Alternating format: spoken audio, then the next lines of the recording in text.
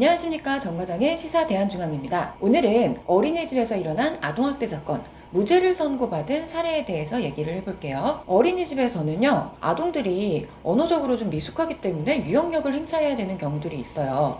당기거나 밀거나 뭐 이런 것들을 해야 되는 어쩔 수 없는 상황들이 발생을 하고, 이거는 사실 가정 내에서도 많이 발생을 하는 건데요. 어린이집에서 이런 일이 발생을 하면 처벌까지 되는 그런 사례들이 굉장히 많습니다. 그래서 이번에는 그런 상황에서 무죄가 나온 것을 한번 볼 텐데요. 최근 사례입니다. 어린이집에서 보육교사가 아동의 옷이 늘어날 정도로 뭐 팔을 잡아당기고, 아동이 밥을 안 먹으니까 얼굴을 잡아당겨서 밥을 먹이고, 이런 등등의 행위를 했다고 합니다. 그리고 아동이 출입문을 반대편으로 열어서 아동이 넘어지고, 이런 사건들이 있었다고 하는데요. 이래서 검사가 기소를 했고 아동학대 재판을 받게 됐습니다.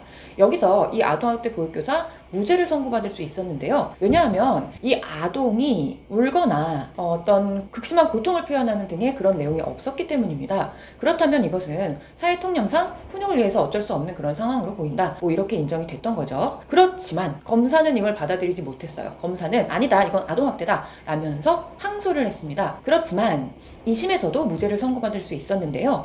2심에서 증거 자료를 좀 더 보강했기 때문이에요. 어떤 내용이냐? 일단 아동보호 전문기관에서 이거는 아동학대는 아니다 라고 인정한 내용이 있었고, 수사 과정에서 피해 아동의 엄마가 이건 아동학대가 아닌데요? 라고 얘기했던 진술 내용이 있었기 때문입니다.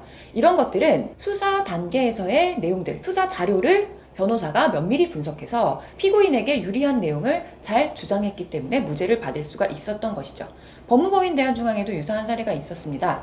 이때도 보육교사가 아동을 거칠게 들어 올리거나 잡아당기거나 뭐 이런 내용이 있었는데요. 그리고 또 아동을 20분간 혼자 격리를 시켜놓고 이런 경우도 있었습니다.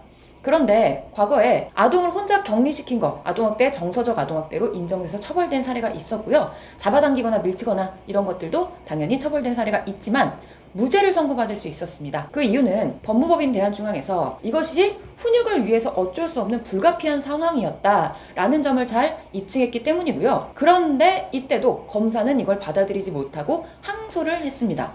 하지만 법무법인 대한중앙은 보건복지부에서 발간한 자료, 그리고 해바라기 센터 상담 내용, 그리고 다른 학부모들의 의견, 그리고 다른 보육교사들의 진술, 이런 것들을 종합적으로 증거를 더 보강을 했어요. 그렇기 때문에 최종적으로 무죄를 선고받을 수 있었던 것입니다.